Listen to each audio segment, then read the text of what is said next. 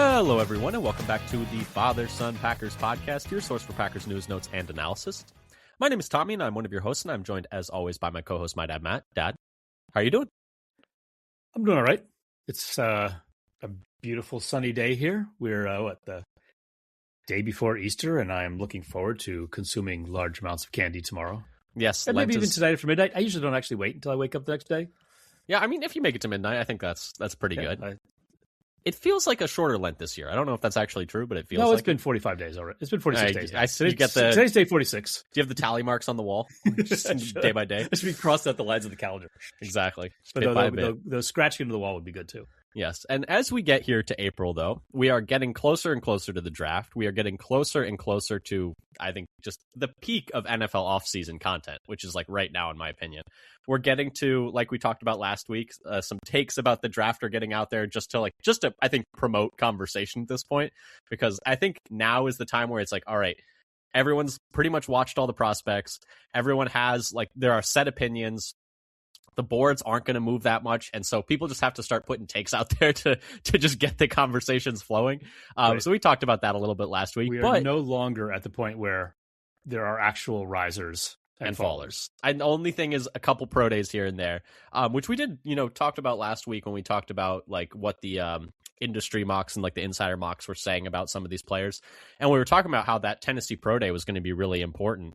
And then McCoy was able to test, and he ran a 4.3 and jumped high 30s in the vert and decent broad numbers. And he's the corner out of Tennessee who had been dealing with that ACL issue and hadn't played football in over a year. And we talked about how, if he does poorly at that pro day, he might fall to where the Packers might pick him. But now I think after this, he's definitely going to probably still go first round. Although you never know. The draft is completely always up in the air, and everyone always says, oh, that'll never happen, and then it does. But anyway, so we are here today, though, to talk about what has happened this last week, which is we got around to the league owners meetings. So there is obviously some stories around that, some interviews for the coaches, interviews for the GMs, always a little bit of gossip coming around that. So we're going to talk about all the Packers-centric stuff from that. Matt LaFleur spoke, Brian Gutekunst spoke, and even Ed Policy had an interview with some local reporters. So we're going to talk about the takeaways from all of those, what Brian Gutekunst thinks about the players that they brought in, what Matt LaFleur thinks maybe went wrong last year, went right last year. We're going to talk about all of that. Before we get to any of that, though, just wanted to pitch a couple of things. If you like what you hear, subscribe, whether that's Apple, Spotify, YouTube. Tell a friend, tell a stranger, leave a comment, leave a review, leave a like, etc., etc. Follow us on Blue Sky at Father Son Packer for updates on the latest Packers news, content from other Packers content creators that we enjoy, etc., etc. Once again, that's at Father Son Packer on Blue Sky. That is the spiel, so we are out of that now. I guess we'll start off with a little bit of news, though, Dad. And that is we have a few more top 30 visits on the list. So we talked about a few of them on the last episode. So there's some new ones, though. JMU safety Jacob Thomas, who, consensus rank 370, so probably an UDFA type player, but someone to keep an eye on in the late rounds, possibly. Texas Tech edge Romello Height, who's a bit of a smaller, speedier edge rusher. He's ranked 83rd, so he's kind of like a second or third, some kind of day two type player. Interesting to see, doing some work on some edge prospects there. Illinois offensive lineman Josh Geske, who's not ranked and does not, he's 6'5", 315, maybe a bit of a flexible offensive lineman, but probably also an UDFA late round guy. Stephen F. Austin, corner Charles Demings, who is consensus ranked 162. We've talked about him briefly before. And then Arkansas running back Mike Washington Jr., who's ranked 66th. This is an interesting one to talk about, maybe the most interesting of all of these, because probably not a third round pick, probably almost certainly going before the Packers would pick in the third round. So if the Packers were really interested in him, would probably be a second round pick. So I guess my question to you first is, any of these stand out to you? Anything you want to touch on any of these players? And the follow-up is, any thoughts on the Packers maybe taking a running back in the second round? Would that be crazy to you? Would that be go any way you want with this? I think it's a little crazy. He would be the most athletic running back we've had under Gutekunst. By relative athletic score? By RAS, and I think also by 40 time. Mm-hmm. So in speed, you like to have some speed for the breakaway runs, try to get all the way to the house. He's an explosive player. We kind of struggled to create explosive runs for large stretches last year. So the last time we picked a running back in the second round. It was not great. It did not make sense. The plan. And the plan was also. Go ahead. Sorry. If they pick Washington in the second round, it tells you what they think about Lloyd. I don't think No? it's a secret. No, I just don't think I think we know how they feel about Lloyd. They like him a lot, but I don't think they feel like they can trust him to be out there at this point. I mean, how could you? He's played. You can't. But if you're half a just game. not sure about a guy, do you pick somebody as high as the second round? I just think I've already kind of assumed they're not sure about him. I don't, even if they don't pick Mike Washington in the second round, I still don't think they're sure about Marshawn Lloyd. And they mentioned, Brian Gutekunst I feel like you pick somebody that high, you are sure that he's not. Yeah, that's what I mean. Fair enough. It's interesting because also they re-signed Chris Brooks, so it's it's a bit of a crowded running back room, and even at the meetings this week, they brought up Pierre Strong as well. Brian Gutekunst did as a player that they like there as well in that room. So they have a bit of a crowded running back room, but okay. Well, one of the things that Gutekunst said that we have later in the notes, but that he would probably add somebody to the running back room. Yes. So maybe it's Mike Washington, but I thought that was interesting. Any thoughts on any of those other players that you wanted to touch on? Deming's kind of been a riser after the combine where he just blew it up from a small school, 9.97 RAS. Yeah. And so he moved from being a seventh rounder to now, what is he projected to be a fourth rounder? Early day 3. Yeah. Maybe late day 2, but probably early day 3. So he's a guy I've been interested in. He's got the size that they like. He fits all of their thresholds. Yeah, he fits all their thresholds. Freak athlete. I mean, I think you and I both think there's a chance they either take a corner high, but I am more of the opinion they'll take 2 corners on day 3 and just kind of throw them in that room and see what happens. For me, the only corner that I would take in the second is if Chris Johnson falls. He's not. Chris Johnson falls. I would say at this point, the odds of him going in the first round are higher than him falling to us. Is how I would put it. Yeah. And so I feel like the corners in the third projected to be in the third and fourth round, I like just as much as anybody who's going in the second. Fair. Yeah, we've talked about some of the corners we like there, but yeah, it's interesting. But yeah, so those are the news around the visits. Some other news from around the meetings that was reported on, but not necessarily directly connected to any individual interview that we're going to talk about. There's apparently Matt Steinman reported of The Athletic that Green Bay head trainer Nate Weir visited Micah Parsons and got a, quote, really good report. Micah is also training with Barron Sorrell and Colin Oliver, so you love to see, the young guys kind of learning from the vets there, and so that's always awesome. There's some videos out, at least of the Sorrell. Yep. Training reps. I think there's a very real chance that he's just edge 2 to start the year until Micah works his way back, and then is edge 3 after that. And I still don't really know what Colin Oliver is. Now, I think there's an argument that switching to a 3-4 is a little more sense for Colin Oliver because he is a little light for a D end, like a traditional D end, but maybe he makes a little more sense as an outside linebacker. So that's something perhaps. So he's just in the mold of Micah Parsons. Exactly. He's small. But anyway, so that's the main news there, and a bit of other news. So from that, from the set of meetings, is there are some rule changes. So we're just going to go through these real quick, and you can give me your thoughts on them. So practice window for players starting the year on PUP has been moved earlier, so it's after 2 games. So after 2 games, you can bring players back to practice, as opposed it was you have to wait 4 weeks, and then they can start practicing, and then at some point you can bring them back. So that's good news for the Packers, who have several players, Micah, Kraft, Zach Tom, who might be a bit injured, bit dinged up to start the year. So that's good news for the Packers, and I think good news for the league in general. It just kind of makes sense. Yeah, because if you're coming off the PUP, you have to miss 4 games. You can't practice till after 4 games. Then you get 5 days of practice before you or you have to miss an extra game, which just feels unnecessary. You can get 21 days in almost of practice before. Yeah, it's still a 21-day window, I think, and then you get shut down if you're not back by then. But yeah. So beyond that, you have to be ready right away if you do that. Mm-hmm, exactly.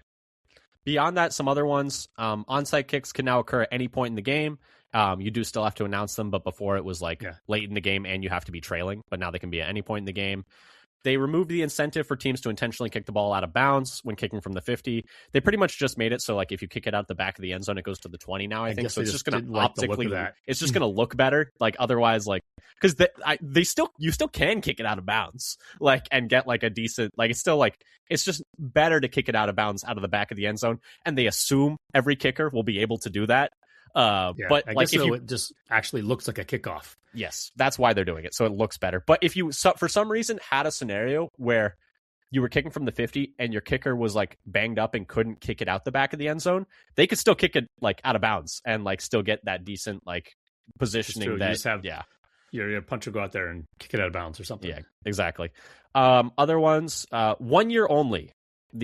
So it's actually there's the two official changes, like referee changes.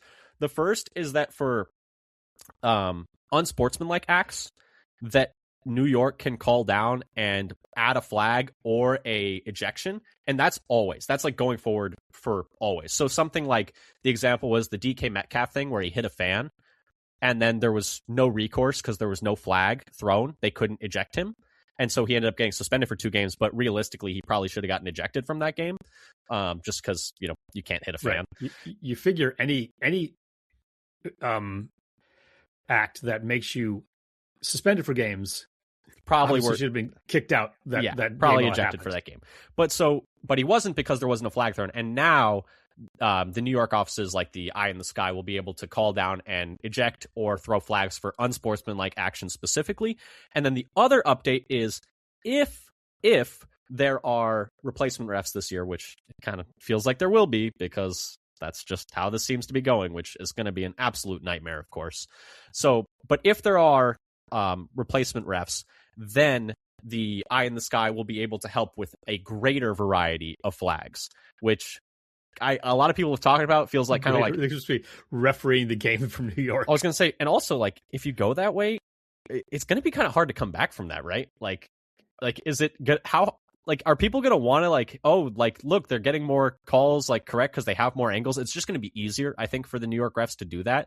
And so are they going to want to be like, okay, and now we're going to get rid of that? It's like, that feels like a hard to, the classic toothpaste back in the tube thing. Like, I don't know. What do you think about that? It's possible because if they have, we're not getting all these, like, missed calls, like, a crown of a helmet to the face on a kick return in the playoffs, for example. For instance, hypothetically. If that ever happened. But no, yeah. So it's interesting. And then the last bit of things from this was that Goodell said that the NFL backs the Rooney Rule. Obviously, major issue in the NFL right now is lack of black coaches being hired. Lack of... and the Florida Attorney General was pressing the NFL to get rid of it. Yeah, which is weird because I would say it's not doing even what it's supposed to be doing right now. Anything, like, right? Exactly. Yeah. Because there are only 2 black head coaches in the NFL now. So, or 3 rather. 3, I think 3. Glenn Bowles and D'Amico Ryans. So it's clearly a problem when like a majority of the players are black and then so few head coaches are black. It seems like they're not getting the opportunities that the Rooney Rule is supposed to be giving. So that's the main news coming from there. Let's move over to Packer-centric news, which I guess we'll start with Gutekunst's comments from the Combine. You want to start with those? Or sure, sorry, not from the Combine, from the league meetings? Yeah, it's just a happenstance that was first. So he had a couple things to say. I think they're both his presser and also some comments he made in an interview with Larry McCarron. I think who talked to Gutekunst, LaFleur, and policy. Yep. But about like the new players coming in, he said they were interested in Zaire Franklin even earlier, so they got him in a trade this year. Yeah, they tried to trade for him earlier, apparently. Yeah. Yeah, even when he was primarily a special teams player before he even became starting linebacker and all pro. Do you think that's true, or do you think he's just like because if he said that and it was a complete lie, would anyone ever know? We would never know. I don't know if that's. You'd have to get like all of the indie people who were there at the time and survey them all. Did he talk to you? No. You. Okay, so we've asked everybody and you didn't talk to any of them. This is like those people who are like, I would have picked Patrick Mahomes first overall, but that was my evaluation. It's like, all right, well, there's no way for us to know if that's true or not, but okay. I didn't tell anybody. It's just my own opinion. There was some coach that was like, it might have been Sean Payton, where he was like, yeah, no, I had Patrick Mahomes. I would have taken him with the top 5 pick, but we weren't picking that high. It's like, well, come on, man. Like there's no way for us to verify that, and it only makes you look good. So, okay, I guess. But anyway, But yeah, Brian Gutekunst said they've been high on Zaire Franklin as a special teamer even before. And he talked about his leadership as well. And, that bringing that to the team and stuff like that, which I think was like a part of this, getting a little older on the team, getting some more vets on the team.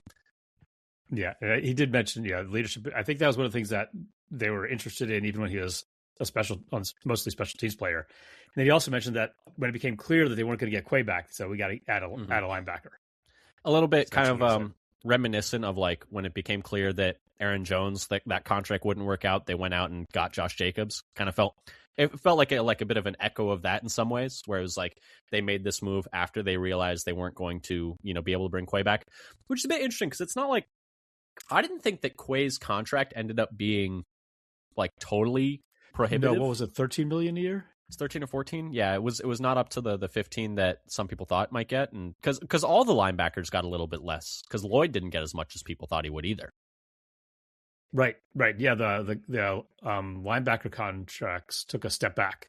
Yeah, this year a lot of the contracts did, and a couple of other positions did as well. Yeah, except for center. Where it's just except for center, it started throwing money at centers. Everybody, but but so I thought that was interesting. He also talked about some other players. He talked about Hargrave as well, right?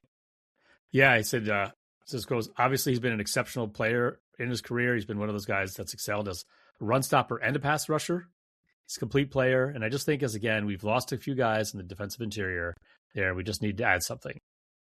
And I think particularly because he was released, it was not part of the compensatory formula. There it is. The fact that he brought up the compensatory formula, I was like, yeah, that's really well. That tracks. He also talked about how he spoke with Gannon about Hargrave and Franklin as well. Do you think it's weird that we haven't had any kind of presser or interview with Gannon? It is yet? Weird. Why hasn't he been in front of a mic yet? It doesn't really behind a mic. What are you? Are you behind a mic or are you in front of a mic? In front of the crowd, behind a mic. Either way, but maybe they don't want any more. Like, did you take the bus to work? Maybe they just don't think he's good on the mic. Maybe they're just like, hey man, that's all right. He's had some like weird. He's got some weird interview moments. He seems like a strange dude, but I guess we'll see how he does as a DC. So yeah, I thought that was interesting. Talking about Franklin, talking about Hargrave, also talked about St. Just as well in terms of another player they brought in.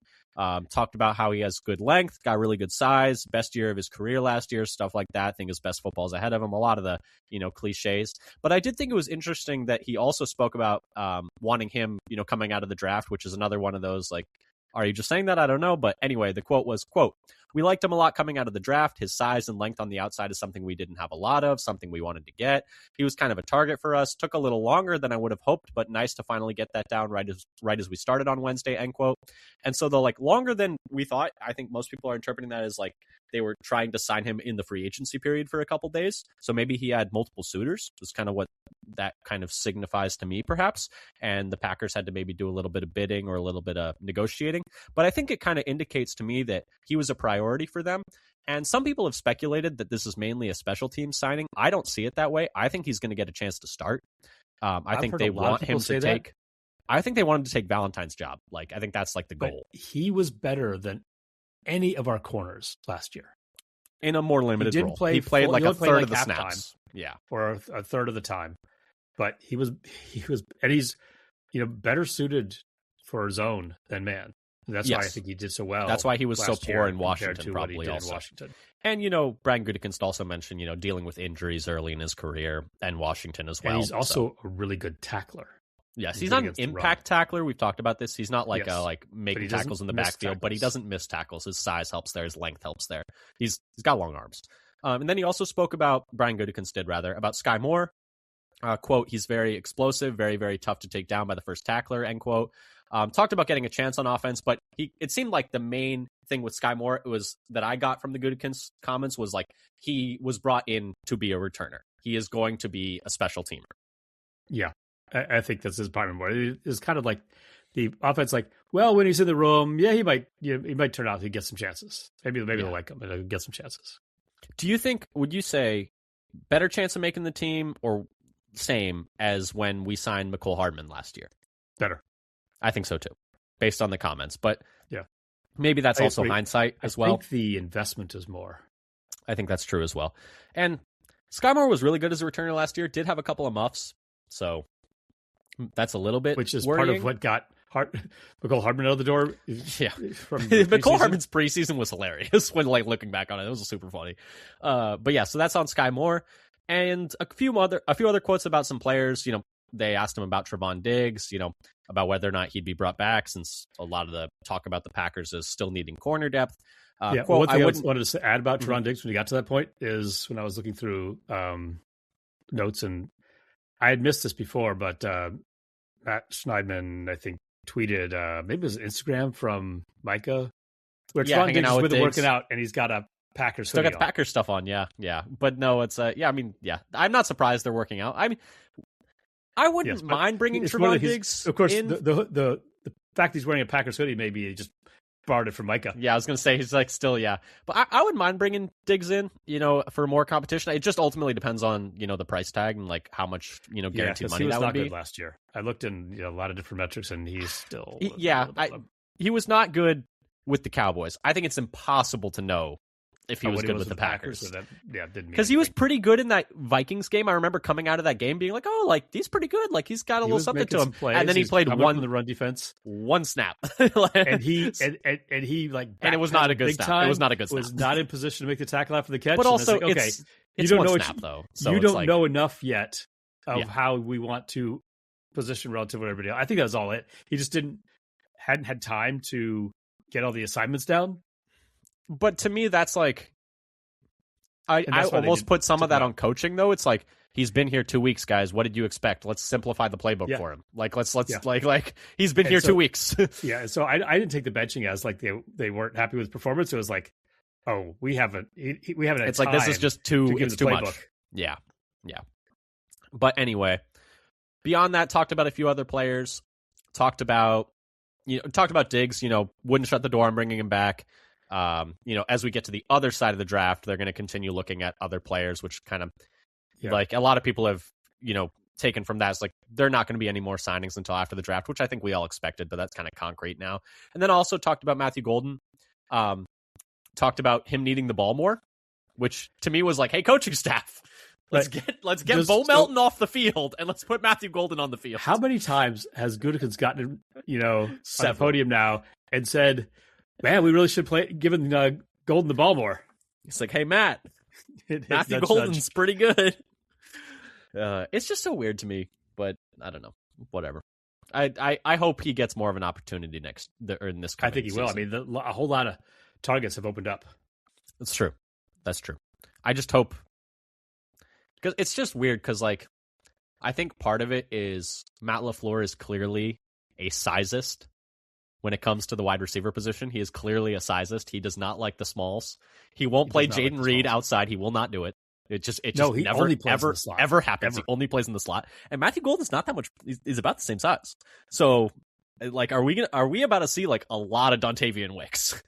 Way more than expected, which is not the worst thing. Slot. But yeah, that's the thing.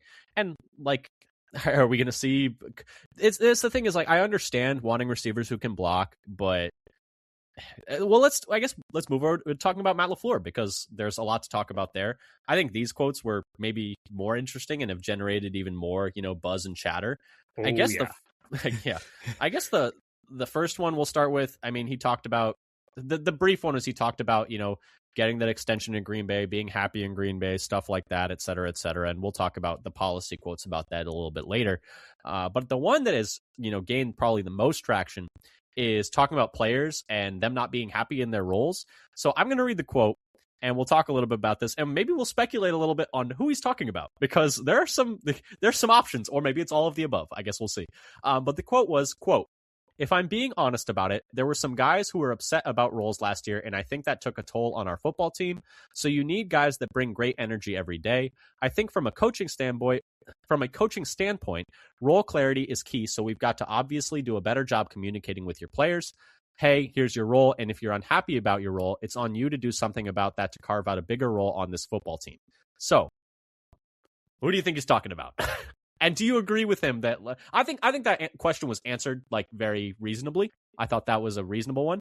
At the same time, I think a lot of people would say, hey, there were also some scenarios where it seemed like players were doing well with the limited, opportunities they got, and then were not given more opportunities, Matthew Golden specifically. And then Emmanuel Wilson, I thought at times, was like, hey, whenever he's given touches, he's being very efficient with them. And yet we're running Josh Jacobs into the ground like at a lot of these games, and Emmanuel Wilson's getting no touches, no PT. So there are several players it could have been. Who were your best guesses on who this would have been? So there are a couple, guesses looking at tea leaves. One is Quay Walker. Possible. Who at his Vegas press conference said, I know Rob must be was going to use us, meaning himself and Nakobe Dean, linebackers, in the right way and set us up for success. I'm not going to go into everything, but I know he's going to use me the right way. So clearly he thought kind of implying he was not being used the right way last year. So he's one. And he also do you think he wanted? What do you think he meant by that? Do you think he wanted to be blitzing more? It felt like he blitzed a decent amount last year. Maybe he doesn't want. He wants to have a little more freedom to roam and doesn't want to be. I don't know if maybe won't be calling defense. Maybe he won't be wearing the green doesn't dot. Want to be the green dot. Have more freedom. You'd think most players would want more responsibility and want to be less replaceable, I guess, for lack of a better word. I don't know. That would be kind of weird to me. It would be. I don't have any real reason to think that besides a lot of people say oh, he'd probably be better if he wasn't doing this and was just had the chance to just run and chase and not have to be controlling what everybody else is doing and thinking too much and just have time to react. Kind of like when he first got to the league and Campbell was. It's also interesting because because some people were speculating whether or not it was about wanting to blitz more, but really in terms he had a very similar rate of blitzing in 2024 as 2025. He had 70 pass rush snaps per PFF out of 800 total snaps in 24 and 89 pass rush snaps out of 970 in 2025. So it was pretty similar, all things considered. It's not like he was used that much less as a blitzer in 2025. I get that the linebacker coach changed, so maybe there's something there in that room that wasn't exactly how he wanted it. But I thought that was odd because it didn't feel like his usage was it didn't seem it felt like he was being used as a pretty traditional linebacker and blitzed fairly often, not an absurd amount of the time, but a reasonable amount of the time. I'm just not entirely sure what he wanted to be doing, but I guess I don't know if we'll ever know. Quite sure either, but he also expressed his displeasure at the end of the season. Yeah, exactly. During cleanout, yes, he was not happy, which I think, to be fair, most people are not happy after a playoff loss like that. So it's I get it in some ways, but yeah, he was not happy. There were some other players that could have been as well, though. Elton, skipped off-season workouts last year and clearly, I don't think wanted to be a center. I don't think that was something he wanted to do at all. Although it seems like he's probably going to be a center for the Browns. Although you never right because they also added a couple other interior offensive linemen, right? Yeah, but that's one of those things where maybe he won't be. We don't know at this point.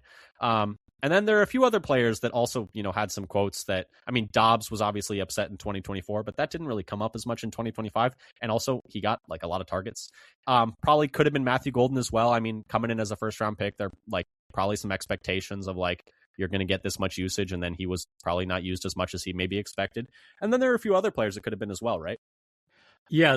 And some of this, there's a little bit of speculation. There are some quotes. Colby Wood, in his introductory presser for the Colts, when he was getting interviewed, he did say he was playing out of position as a nose. And then he was surprised by the trade. And then after he talked to his agent, he said, well, I played out of position a little bit. I obviously wasn't a nose, but I was the nose, but that's not my normal position. Coach told me that and then for the new coach, the coach told me that I'm going to be playing in a better scheme, a scheme that fits me better. But I watched the way he was talking about it, and it seemed more. I don't know if he was really that unhappy. It felt to me like he's looking for a silver lining in the trade that he wasn't expecting, and so okay, this might be better for me. He said he was excited about the future, but was grateful for the Packers for drafting him. So it didn't really sound like it didn't strike you as him being actually upset, sour grapes kind of thing, but more that no, I'm looking to the future where this could be good for me kind of thing. At least that's what his demeanor when he was speaking sounded like to me. Another possibility is Jordan Morgan, in terms of being out of position. Yeah. And Gutekunst keeps saying, Morgan played well enough to win the tackle job. Yeah. And Morgan's quote, I forget where exactly this was you could just tell. They'd say you could see it see it on me. You could see my body language just weighing everywhere. Sometimes it gets frustrating, especially me being a second-year guy and not doing that in college. Being one spot in college and then coming to the league and playing a bunch of positions. It gets to you sometimes. But overall, you just got to put your head down and do it. You've just got to do it. So it didn't seem like he'd been too happy with bouncing around the line and not getting to play left tackle when he thinks that, I'm a left tackle. And Gutekunst says, yeah, he played well enough to win the left tackle job. And LaFleur said something about just because he didn't play left tackle didn't mean he didn't play well enough. We just want to get a best five out of the field. Mm-hmm. Yeah, and I think that I understand that getting the best five on the field. The follow-up question is, was that your best five? I think after maybe a few weeks, it didn't. I don't know if it was your best five out on the field, especially because it felt like the offensive line just as a whole was, decent amount better with, when Belton came in at right guard and Ryan was at center, but maybe that was just a, gelling thing as time went on. The other thing I was thinking about was when Jordan Morgan was first drafted, when he was a rookie, there were some interviews where he talked about, like, I'm a tackle. Like, and then I remember he did that interview. I was like, oh, like, that's interesting because we're going to be playing you at guard definitely as a rookie. Like, and then like an interview later in the week, he was like, obviously though, like, I know I said I'm a tackle, but like, I'll do whatever like the team needs me to do. And I was like, okay, like either someone came and talked to him or he realized like that came off as like, I don't want to play guard. But I do think he clearly thinks of himself as a tackle and is going to be given every opportunity to play tackle. If you were power ranking who you think they were talking about most, like who was the most upset, like with their role, I think I would go Golden, Elton, Quay, Morgan. I think if I was going in order, but and maybe I don't know where to put Dobbs in there. Dobbs is such an odd guy that I'm like I don't really know like what to think about that. Yeah, I mean, he got plenty of work, and there was the only time we've ever heard like of there being an issue was the one time he was suspended for a game, and beyond that has like there was never anything else. Right. But also being suspended for a game is like kind of a lot. Also, like to be fair, just not showing up to practice is like kind of wild. You got to do a check on him. But then it was never an issue again, which is also like I don't really know what happened there. I don't think it was Dobbs this year. Yeah, because there was like no smoke at all there. Yeah, but I don't know if was Gary unhappy with his role. By the end of the season, he's getting outsnapped by LVN and Enagbare. Well, that one is like very much like back to what LaFleur said. Like it's on the players too. Prove you need a better role. Right. Yeah, exactly. That was like, hey, you're just playing worse than these guys. Like, I'm sorry to say, but you're just not playing as well as these guys. Yeah, I think in the future, it's got to be like more communication. Okay, this is what you need to do. This is what so that they know what they're supposed to do. If they want to do more, they know what they need to do. Yeah. And, it also comes back a little bit to the grades we talked about for the team from the players, which is like respect for players was very low in the grades. And so this is probably part of it. Listening to feedback from the players. Yeah, that was definitely part of it. And it's, it's tough with a young team too, because, LaFleur's first few years with Green Bay, he always brought up the, leadership, like what's the leadership group that they had, where they had essentially a group of players led by Rodgers and Mercedes Lewis and Za'Darius Smith and Amos and those guys, where they kind of served as the connecting group between the coaching staff and the team. And now that you're routinely one of the youngest teams in the league, I think you're just missing some of those like more veteran players who help connect the coaching staff to the players. I think is probably also something that's there. So here's a thought I'm just having right now. Is the signing of more veterans, is that why they sign more veterans? Is a response to the NFLPA grade?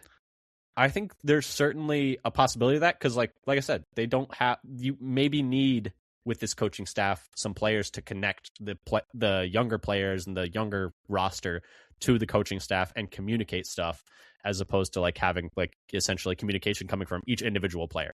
And so, Franklin, Gutekunst specifically talked about Franklin as a leader. Like that was one of the first things he said. And so maybe that's why you bring him in. So yeah, I think that's certainly possible. Other stuff from LaFleur that I thought was interesting, talked about going back to the basics on offense, which has gotten a lot of also conversation going. The quote was, quote, "We just got to strip everything down and start like it's year one all over again," end quote. Now, some people have talked about, it's kind of scarily mimicking some of the things McCarthy has said before. That's exactly what I was going to say. Some people have said that. I think John Meerdink. It sounded like eerily similar. Meerdink wrote an article about that on Acme Packing Company. And so that's interesting. I guess question, 1, do you find it worrying? 2, what do you think stripping it down to the studs means? And 3, do you think the offense is tangibly different after that? Or if it's just like doing the same things, but just making sure they're doing them better? I think it'd be doing the same things. Because some people optimistically have been like, ooh, does this mean pass heavier? Like stripping down to the studs and rebuilding and going pass heavier, which I would love to see, but I'm not exactly optimistic about that. I did have this very brief thought because he said, like, go back to year one. Oh, so you're going to go back to when it was Rodgers and you're throwing the ball all over the place. Well, year one, the ball more than running. Year one, it felt like the passing game really lagged behind the running game. If you remember, it felt like that year was like Aaron Jones was the offense, and then year 2, the passing game really kicked into gear. Yeah, we did have this remember when like Aaron Jones wasn't playing well, then the offense really struggled. Yeah, there was a several stretch there. Yeah, but when I was thinking about how when Rodgers' last 2 years, or not the last 2 years. 2021, and the offense was really humming. I'd like to go back to that. That'd be good. I think the offense needs to be more pass heavy. Absolutely. It's the best. It's what we're best at. Yeah. Stop. Yeah. LaFleur, I think, has a problem coaching the team he wishes he had. Yes. And not the team he has. It's like the counter argument. I want our team to be able to do X instead of, but we're not good at that. Do something different. The counter argument is the offense has been very good every year, and maybe the reason the passing game has been so good is because it's being like built off of what the running game is doing. I think though that like there's been a ceiling that has been kind of hit with the offense in some ways, and so you'd like to see it. I just want to see what happens if instead of you're passing it 60-40 instead. Like, I just want to see what happens. The other thing that I forgot LaFleur may have said this, like, we want to get ahead and then just hold on to win by 3 points, whatever the heck it is. He didn't actually say that, I don't think, but it seems like that is what he wants to do. But that idea is like, okay, once we get ahead, we're just going to, clench up and try to hold on and win by. We don't. I think. What do you say? I don't care if we win by.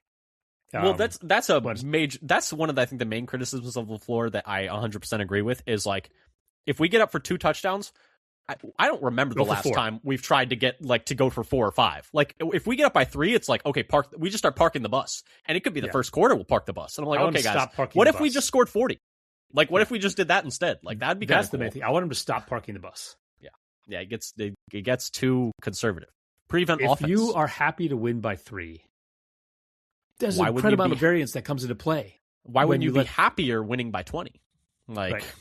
Then, because football has got a weirdly bouncing ball and funny things happen. Weird things happen. If you play at a pace where that's the other thing. Can we please play at a faster pace? Like we're getting 4 possessions a game. Right. So if you have, say, not actually like hyperbole, but still, but sometimes it's like 6 or 7 or 8. Yeah, it's not a lot. And you're like half a point better per pair of possessions than your opponent. Yeah. You're leaving room. You win by 4. That's just like one bad bounce for a score, as opposed to if you have 14 possessions, then you win by a touchdown. I'm hoping that the stripping down to the studs and rebuilding is less this is our philosophy and we're just going to refocus on it. I hope it's let's think about some new things as we rebuild this, but maybe that's just hope. The final things that were interesting from this was he said that he does not know why really Bisaccia left the Packers, which is crazy, absurd to me, and that Cam Achord was recommended by Bisaccia. I guess 2 things. 1, do you believe him that he doesn't know why Bisaccia left? And 2, is it a good thing that Bisaccia recommended Achord, or is that worrying? That's a little worrying, but apparently other people in the league also recommended Achord. That Achord would be good. Yeah, it's like, you didn't talk to him about why he left?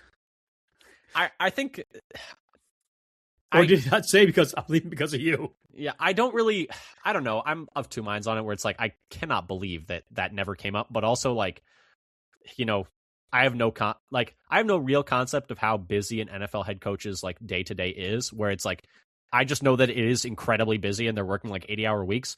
And so if he was just like, hey, I'm too busy, and me knowing why you left changes nothing. Like that does not like do anything for me. So I don't even care. Just like recommend a guy and I got to keep moving. Like they were a little behind the 8 ball and replacing him. And so like, I don't have time to talk to you. He's like, now. I don't have time to talk to you about emotions and feelings and why this happened. I got to go find a new guy. Get like coach now. Yeah. It's like, I need to be interviewing right now for these jobs because there's no one left. But yeah, so maybe that's believable. I don't know. It was a little weird.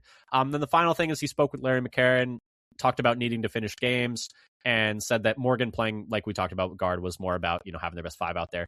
But the finishing games thing, I mean, that's been talked about by every single Packers person, everywhere. So, Javon Bullard talked about like needing that killer instinct in like a interview recently, which is a fun interview. Good interviews out. I love Javon Bullard. They're from Bullard. I loved him coming out of college. I loved him in the second round. I really wanted him in the second round. Yeah. I love I was Javon very Bullard. happy when they were able to get both him and Cooper. And when people were like, oh, they signed Nate Hobbs to replace Javon Bullard, like Javon Bullard's on his way out. I was like, Javon Bullard is a second-year player in the second round who had a decent rookie year. Like, what are we? No. Why are we trying to get rid of him? That doesn't make sense. But anyway, any final things on LaFleur's comments, or do you want to talk about Ed Policy stuff? Let's talk about the stuff that Ed Policy had to say.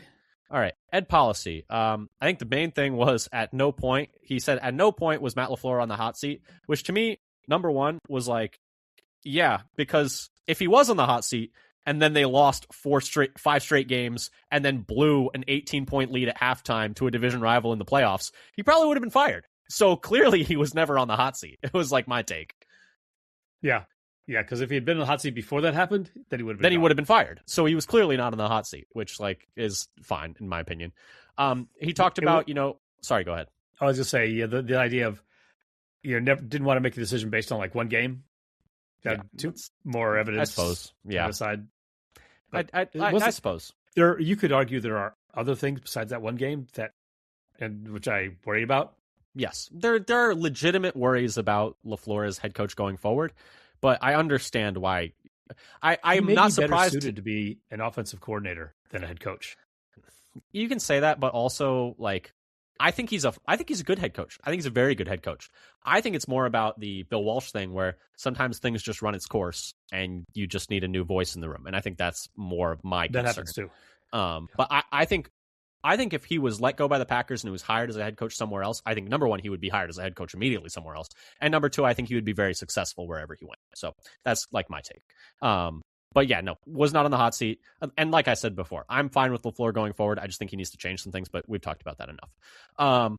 He talked about Ed Policy, that is still possible Green Bay plays an international road game this year, either New Orleans and Paris or Detroit and Munich. Policy said that, quote, I would love to play the Lions in Munich this year, end quote. Because so right now the Packers are set to have 9 home games and 8 away games. And so if one of those away games becomes a neutral site, that's not the worst thing. Although the travel is still kind of a pain in the butt. So maybe it's 6 in one, half dozen in the other, where it's like you win some, you lose some there. But so I just thought that was interesting. It's certainly possible. Germany was actually also selected as one of 3 primary global markets for the Packers, along with the UK and Ireland, which kind of makes it more likely that the Packers would play Detroit and Munich. Policy also said, quote, we've gone on 2 overseas games so far and we're 0-2. I do think you have to embrace it. I think you just have to get into the mindset that this is a challenge that we're going to embrace and we're going to take on. I do fear in the past that maybe we were the last team to play internationally of all 32, and I think we built it up to be such a boogeyman, such a difficult logistical thing that it becomes sometimes a self-fulfilling prophecy, end quote. I think that's, a fair take. I think that's totally reasonable. Like, yeah. And pointed. At the coaching staff. Pointed right at LaFleur. You're like, hey man, it's not that big a deal. Just go do the thing. And I do think, I would like us to take the bye after the international game if we get it. I think that's like a big thing that you just have to do. One time, yeah. When we played the Giants, we did not do it. So I think that's a must. You should almost certainly always do that. I think also in terms of the policy, talking about LaFleur not being on the hot seat, I think the other takeaway that a lot of people have had, and myself as well, is that because this is kind of his first big decision-making process as, being in charge of the team. And so it seems like my main takeaway is he is going to be fairly even-keeled, much like Mark Murphy was, which I think is a good thing. Yeah, I suspect he will not have some of the "why are you saying that out loud" quotes that Mark Murphy would do. Yeah. There are definitely some quotes where it's like, okay. And it's like, you're not wrong, but no one made you say that. Like, you did not have to say that. But yeah, policy also talked about, supporting the NFL, not only requiring teams to play at least one international game each year, but, the likely increase to an 18-game schedule. They're going to talk about that going forward. About an 18-game schedule? Yeah. I guess I could jump us into our big deal, little deal. I'm pro 18-game schedule if it means 2 bye weeks. I think an 18-game schedule with 2 bye weeks is going to be less taxing than a 17-game schedule with 1 bye week. Okay. I did hear somebody, the speculations that they want to eventually push the Super Bowl to President's Weekend. Yeah. Well, maybe I heard somebody say that they hadn't actually settled. It's not that many years in the future that the date for the Super Bowl. Yeah, it's not picked, announced, which means the 18 is coming. I guess maybe I'm wrong about the 18-game schedule being with 2 bye weeks being less taxing than 17 with 1. But I think getting that extra bye week is definitely a plus. I think that's like going to be good in the long run. I do think though with an 18-game schedule, I don't know. It's interesting. I think it might be a little weird. I just hope they don't do. There was like that thing going around where it was like, oh, and players can only play 17 games. Oh, that's weird. That was stupid. I was like, if that's in there, just don't do it because that's very dumb. I don't like that at all. And it was like, except for long quarterbacks, kickers, and punters who can play all of the games. It's like, what are we doing? Like this is nasty. Don't do that. That's stupid. So if there's like a limit to the number of games players like can play individually, just keep it at 17 because it's dumb otherwise.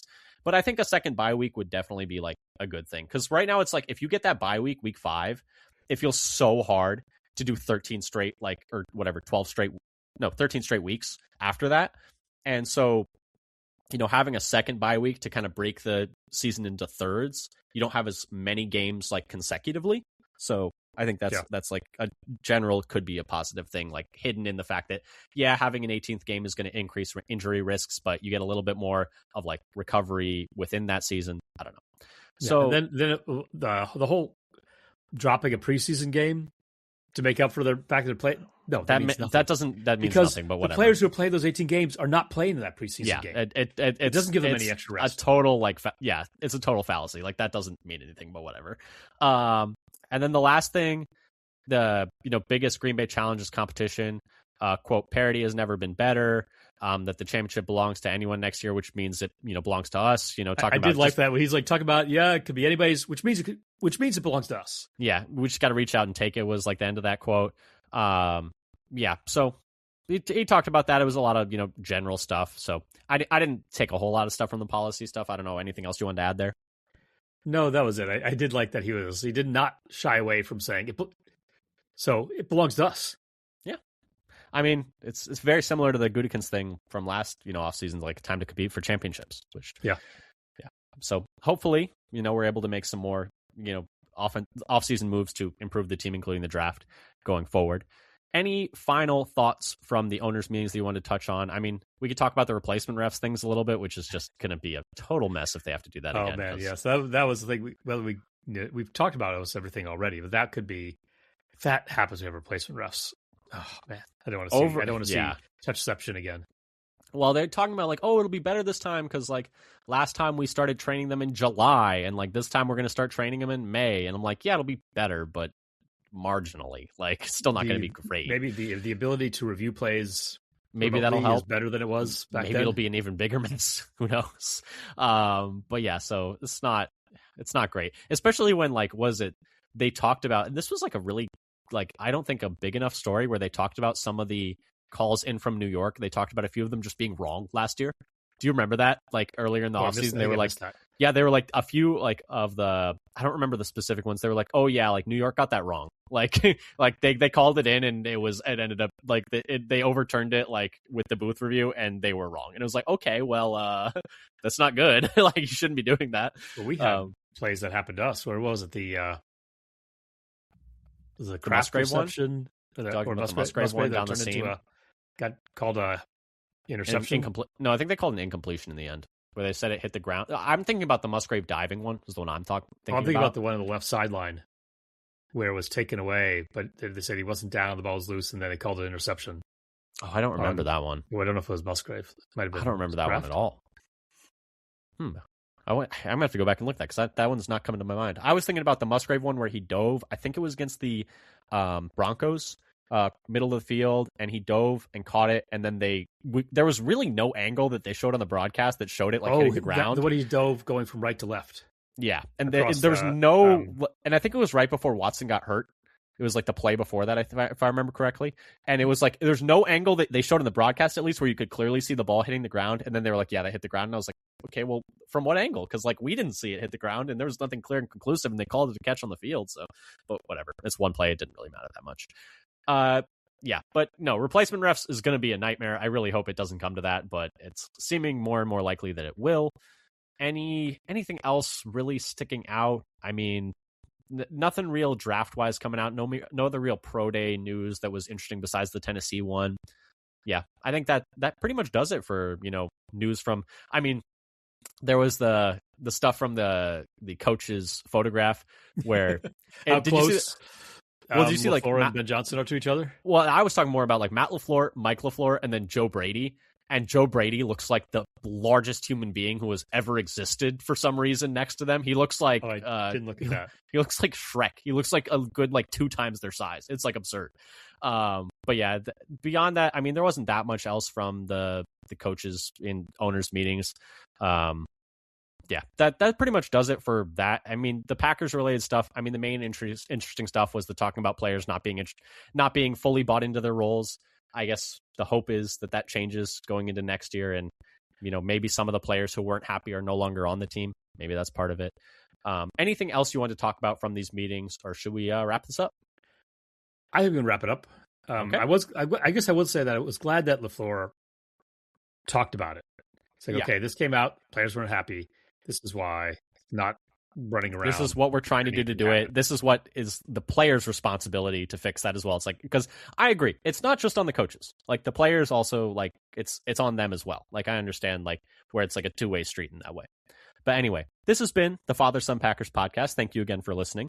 We're going to be here every single week for the rest of the offseason, talking about, the draft specifically coming up, but then talking about, the OTAs, talking about minicamp, talking about, going into the season, previewing the North, what the Packers need to do better going into this year than last year, et cetera, et cetera.